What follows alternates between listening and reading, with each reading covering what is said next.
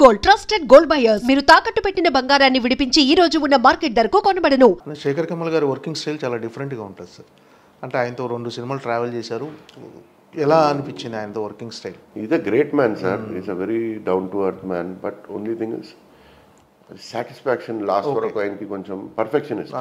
దాంట్లో ఏమవుతుంది, డిలేస్ అయిపోతాయి, మనం షేక్ అయిపోతాం. అది ఓకే. కుబేరా తర్వాత కూడా మరో సినిమా చేయబోతున్నారు, చేయాలని అనుకుంటాం. ఆయన డిసైడ్ చేయాలి, నేను అట్లా డిసైడ్ చేస్తాను. అది ఆయనకి ఎవరితో చేయాలనేది ఆయన చూసుకోవాలి. అది మనం ఇంటర్ఫియర్ అవ్వం సార్. 99% నేనైతే ఆయనతో ఇంటర్ఫియర్ అవ్వను. మా ఫాదర్ అదే చెప్పాడు. ఎందుకంటే ఆయనతో ఇంటర్ఫియర్ అయితే పని చెడిపోతుంది. ఆయనకు వదిలేస్తే correct. Is the captain of the ship. దీంట్లో ధనుష్ గారిని తీసుకోవడానికి ప్రత్యేక కారణం అంటే ఆ క్యారెక్టర్ కరెక్ట్గా ఆయన సెట్ అవుతుంది తీసుకున్నా, నాగార్జున గారికి ధనుష్ గారికి ఆయన మైండ్లో పెట్టుకున్నారు. ఓకే. ఆయన మైండ్లో పడిపోయింది ఆ క్యారెక్టర్. ఎవరు ఏ పేరు చెప్పినా ఆయనకి కుదరలేదు. నాకు ఇదే కావాలి అంతే. ఆయన మైండ్లో పడిపోతాయి సార్, మనం ఏం చేయలేము. ఆయన క్యారెక్టర్ హీరో పట్టి స్టోరీ రాయాడు, స్టోరీ పట్టి హీరోకి పట్టుకుంటాడు. అది ఆయనతో. వర్కింగ్ డేస్ ఎంత అయినాయి సార్? వర్కింగ్ డేస్ 135 135 అంటే హీరోది కాదు, ఓవరాల్గా. బడ్జెట్ అంతా మన లిమిటేషన్లోనే ఉందా? ఈ జీవితంలో ఎవరిది బడ్జెట్ అవ్వదు. అంటే ఒక ప్లానింగ్ పర్ఫెక్ట్గా వెళ్తే ఒక బడ్జెట్ ఎవరిది ఏముండదు, ఊరికే మాటలు. ఏంటి సార్ శేఖర్ కమల్ గారితో మీరు అనుబంధం కమర్షియల్ ఒక అనుబంధం, లేకపోతే మీకు ఆయనతో వ్యక్తిగతంగా ఉన్న ట్రావెలింగ్? Friend basically. మంచోడు, చాలా simple, down to earth. And team కూడా very good team, down to earth, very hard working people, all కోడ్ ఏటీస్ ఎవ్రీథింగ్. మీ పాప జాన్వి గారు ఇన్వాల్వ్మెంట్ ఎంతవరకు ఉంటుంది సార్ ఈ ప్రొడక్షన్లో? ఈ సినిమాలో నాకు తెలిసి ఒక 10 సినిమాల ఎక్స్పీరియన్స్ వచ్చేసింది. అంటే ఈ సినిమా షూర్ షాట్గా నేను చెయ్యాలి అనిపించిన ఇన్స్పైర్ చేసిన అంశం ఏంటి సార్ ఈ సినిమా చేయడానికి? అసలు నేను స్టోరీ ఏమీ లేదండి. అదేంటి సార్ స్టోరీ వినకుండా సినిమా? ఆయన స్టోరీ కూడా సరిగ్గా చెప్పాడు, వాళ్ళు ఆయన ఏదో చెప్పాడు అంతే. ఓకే సార్, ఇప్పుడు నేను స్టోరీ చేంజ్ చేయమంటే ఆయన చేంజ్ చేస్తాడా? చెయ్యడు. ఆయన సినిమా షార్ట్ ఇట్లా చేయమంటే నా మాట వింటాడా? చేయనడు. అప్పుడు ఆయన ఎందుకు ఇంటర్ఫియర్ అవ్వాలి సార్? ఓకే. అంటే ఒక ప్రొడ్యూసర్గా స్టోరీ వినటం కానీ ఇవన్నీ రామారావు గారు మా పాప వినిన. ఓకే.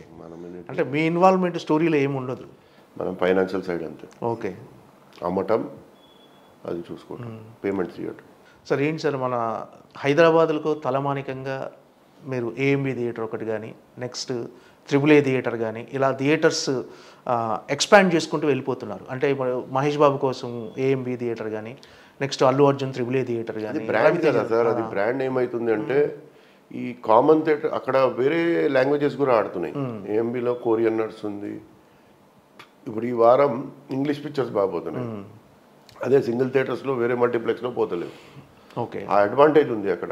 ఆ లొకేషన్ బాగుంది, మా ఫాదర్ అంత గొప్పగా కట్టాడు, మా బ్రదరు, అది క్లిక్ అయింది. ఓకే. మిగతా థియేటర్లు అన్నీ బంద్ ఉన్నాయి. We're bleeding. ఇప్పుడు కుబేరా సినిమా ఆడాలి డెఫినెట్లీ. అది ఎగ్జిబిటర్స్ కోసం ఆడాలి ఆ సినిమా, మా కోసం ఆడాలి, అది వేరే మ్యాటర్.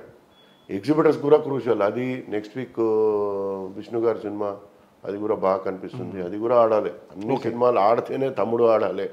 3 సినిమాలు హ్యాట్రిక్గా ఆడితే థియేటర్స్ కొంచెం బ్రీతింగ్ వస్తుంది. అవును. మాకైతే ప్రతి సినిమా సూపర్ హిట్ అవ్వాలి కోరుకుంటాం మేము. 100%. మా అంత హ్యాపీ ఎవరు ఉంటాడు కదా సార్. ఎవరు ఆడ సినిమా ఆడవద్దు, ఈడి సినిమా ఆడవద్దు అని మాకు ఉండదు. మాకు ప్రతి సినిమా ఆడాలని ఉంటుంది.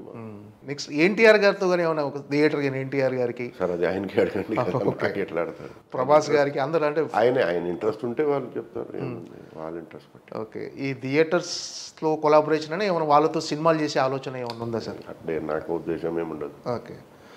వాళ్ళు ఇస్తే చేస్తాం, లేదంటే చేయం, ఏముంది అంటే. అంటే నిర్మాతగా కొనసాగటం అంటే ఒక జూదం లాంటిదని మనం ఒక ఇంటర్వ్యూలో విన్నా మీరు చెప్తే. ఎందుకు సార్ అంత ఫ్రస్ట్రేట్ అయ్యి ఎందుకున్నారు అంటే నిర్మాతగా? ఫ్రస్ట్రేట్ అయ్యి అంటే సార్, ఇప్పుడు ఏం ప్రాబ్లం వచ్చినా నిర్మాత అని కదా. మా ఫాదర్ చెప్పే నిర్మాత ఉంటే అందరు ఉంటారు. సినిమానే తీయలేదు అనుకోండి, థియేటర్ ఎక్కడి నుంచి అది అవుతుంది. అవును. ఆయన సినిమా తీస్తే థియేటర్ ఉండాలి. Both are inter connected, both should be together, both should club with each other. What I mean. Okay. అంటే సినిమా నిర్మాతల్లో కూడా ఐక్యత లేకపోవడంలో కూడా అంటే ఐక్యత ఏం సార్, ఇప్పుడు పారితోషికాల విషయంలో ఇప్పుడు ఈ వారం నా పిక్చర్ రిలీజ్ ఉంది, నేను వీడియో పైరసీ అది ఇది దాని గురించి దీని గురించి మా పిక్చర్ రిలీజ్ అయిపోతే ఎవరి పని వాడిది. అది ఇది ప్రాబ్లం కదా. కొన్ని నిర్మాతలు అయితే పని అయిపోతే ఫోన్ కూడా ఎత్తారు, టెలిఫోన్ కూడా మనం చేస్తే మాట్లాడతామంటే కూడా కొన్ని మనుషులు పిక్చర్ రిలీజ్ అయిపోతే ఎవరు పట్టించుకుంటారు, రిలీజ్ వరకు అన్నీ ఉంటాయి. అంటే ఎవరికి ఇష్యూ వచ్చినప్పుడు వాళ్ళు మాత్రం మాట్లాడతారు అంతే. అది చేయకుండా ఇష్యూ లేనప్పుడు, సినిమా లేనప్పుడు అందరు మాట్లాడుకుంటే కొన్ని ఇష్యూస్ సాల్వ్ అవుతాయి. అండ్ యాంటీగా చూసుకోవచ్చు సార్, అందరు కలిసి ఉండాలి. డిస్ట్రిబ్యూటర్, ఎగ్జిబ్యూటర్, ప్రొడ్యూసర్ అందరు కలిసి ఉంటే చాలా మంచి పని చేయవచ్చు సార్. ఈ ప్రాబ్లమ్స్ సాల్వ్ చేయవచ్చు. కొంచెం నేను దిగాలి, కొంచెం వాళ్ళు దిగుతారు, ఎక్కడో ఒక చోటు మంచిగా మాట్లాడి క్లోజ్ చేస్తే వెరీ గుడ్ అవుతుంది అని నా ఫీలింగ్. వాళ్ళు నాకైనా చాలా పెద్దోళ్ళు ఉన్నారు, వాళ్ళకి ఎక్కువ ఎరక. అంటే నిర్మాతల మధ్య పోటీ కూడా ఒక కారణం అవుతుందేమో ఇలాంటి, అంటే కలిసి కట్టుగా ఉండకపోవడానికి. పోటీ ఏముంటుంది అంటే ఎక్కువ కాంబినేషన్తో, ఒక పెద్ద కాంబినేషన్తో సినిమా తీయటం అనేది ఒక నిర్మాతకు ఒక ప్రెస్టేజియస్ ఫీల్ అవుతున్నారు. సో అందువల్ల ఆ కాంబినేషన్ వల్ల కూడా ఐక్యతగా ఉండలేకపోతున్నారు అని ఒక సందేహం సార్ జనాలు. ఐడియా లేదు, ఎవరన్నా పెద్ద ప్రొడ్యూసర్కి అడగండి. అంటే మీరు పెద్ద ప్రొడ్యూసరే సార్, ఏషియన్ ఫిల్మ్స్.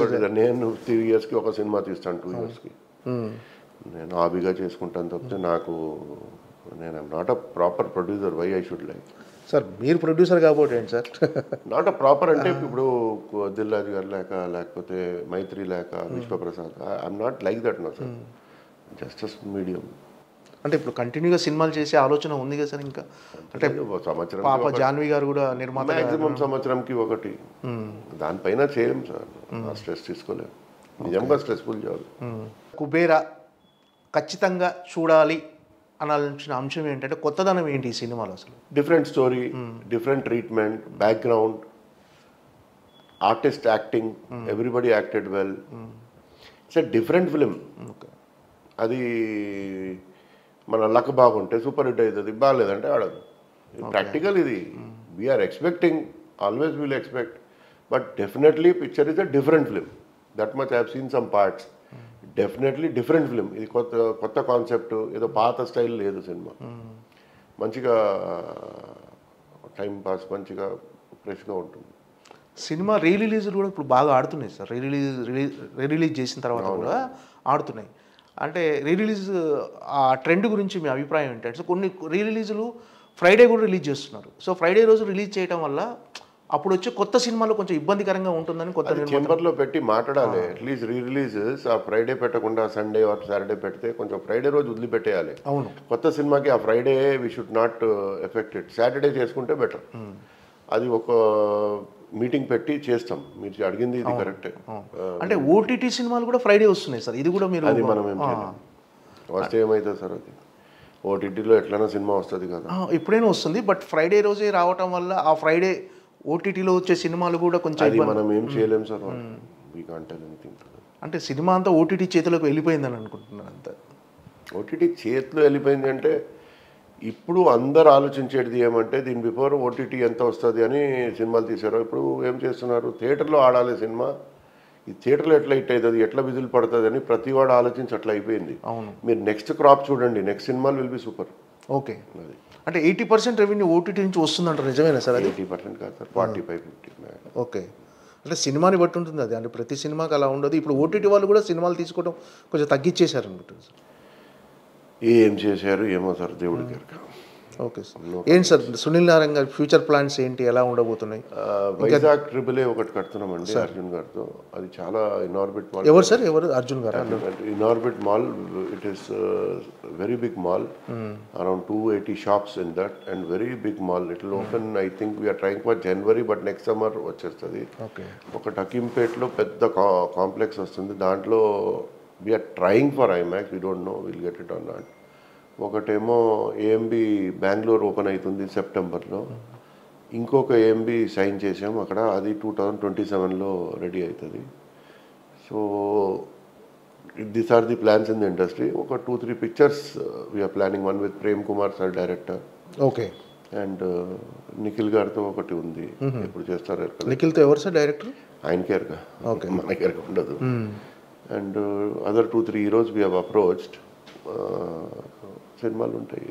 పాపది ప్రేమ అంటే నడుస్తుంది, ఓకే, ఆమె సినిమా తీస్తుంది కదా.